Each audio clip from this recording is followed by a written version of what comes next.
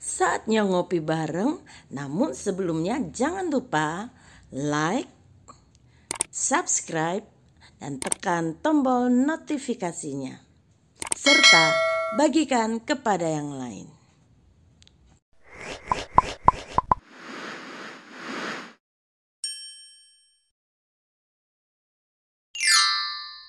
Pembunuh menjadi penyelamat jiwa.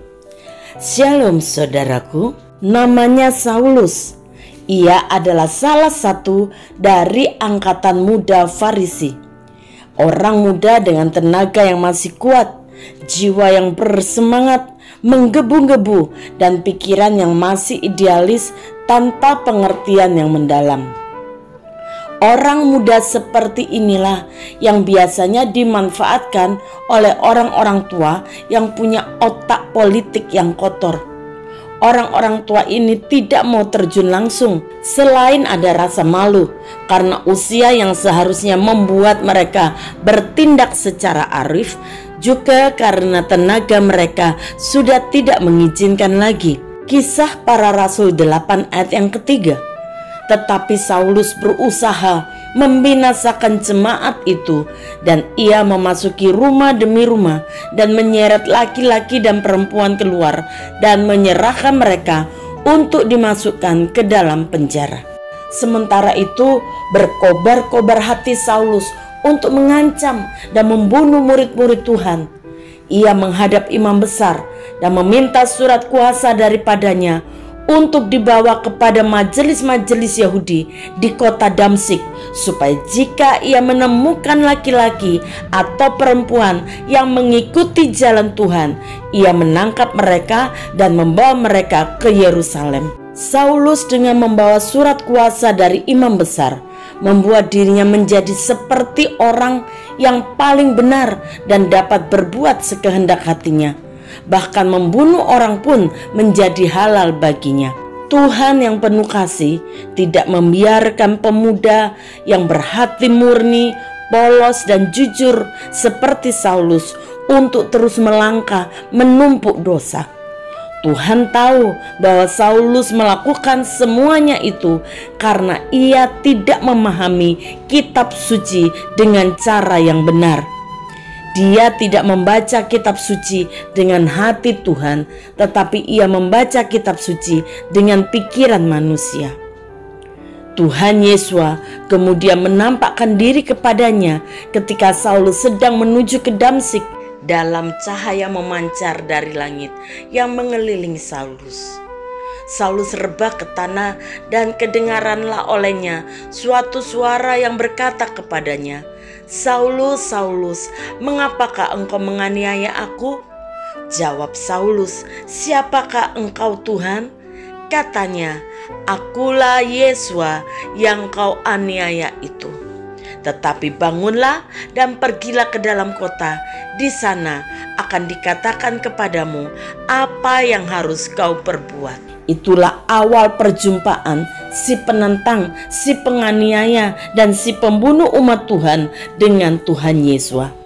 Perjumpaan yang sangat kudus itu menyentuh hati Saulus. Saulus menyerahkan hidupnya untuk menjadi hamba Tuhan Yesus yang dulunya dia tentang. Saulus mengakui bahwa dia telah salah menilai Tuhan Yesus. Dulu ia menilai Tuhan Yesus menurut ukuran manusia dan bukan menurut ukuran Tuhan. Itulah sebabnya ia tidak pernah sampai kepada kebenaran Injil. 2 Korintus 5 ayat yang ke-16. Sebab itu kami tidak lagi menilai seorang juga pun menurut ukuran manusia, dan jika kami pernah menilai Kristus menurut ukuran manusia, sekarang kami tidak lagi menilainya demikian. Saulus yang tadinya tidak menyayangkan nyawa orang lain, setelah berjumpa dengan Tuhan Yesus, sekarang dia rela mati demi untuk menyelamatkan jiwa orang lain. Saulus rela menderita dan kehilangan segala-galanya bagi Tuhan Yesus. Hal-hal duniawi yang dulu dia banggakan sekarang tidak penting lagi baginya, karena matanya sudah tertuju kepada panggilan surgawi.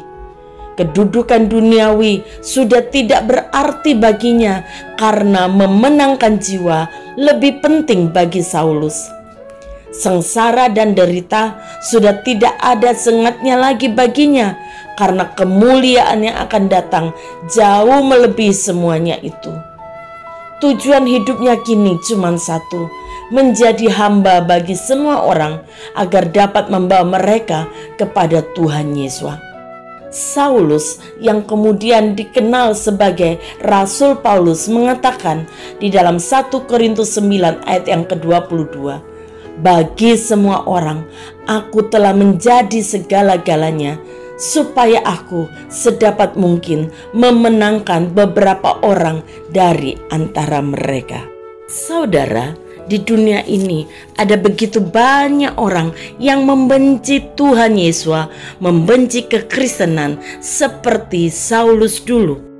Ada banyak gereja dibakar, diresolusi, ditutup. Ada banyak orang-orang beribadah yang diganggu. Ada banyak gereja yang dibom. Ada banyak orang Kristen yang mengalami aniaya, dibenci dan lain sebagainya. Apakah kita akan membalas kejahatan dengan kejahatan? Itu bukanlah kehidupan orang Kristen.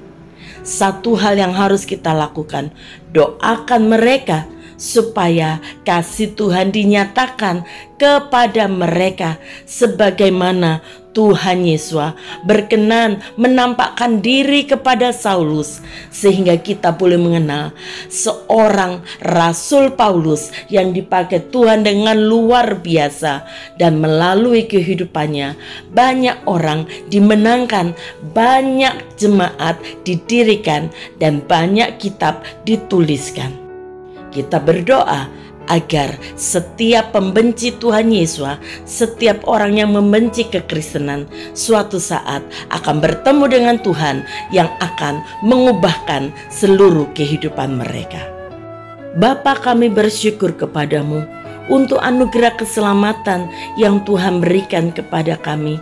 Sekalipun kami hidup sebagai kawanan minoritas di tengah-tengah dunia ini, tetapi kami percaya Tuhan, Engkau mau memakai kehidupan kami untuk menjadi alat yang indah di hadapan Tuhan. Saat ini kami berdoa buat orang-orang yang menghujat Engkau, yang membenci kekristenan, yang mengganggu kehidupan orang-orang Kristen.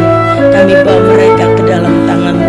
Tuhan, kiranya kasih anugerah Tuhan juga dinyatakan dalam kehidupan mereka. Kiranya Engkau berkenan untuk menampakkan diri kepada mereka dan menyatakan diri-Mu secara pribadi kepada mereka, supaya mereka boleh melihat dan kemudian percaya bahwa Engkau satu-satunya Tuhan dan Juru Selamat bagi hidup mereka.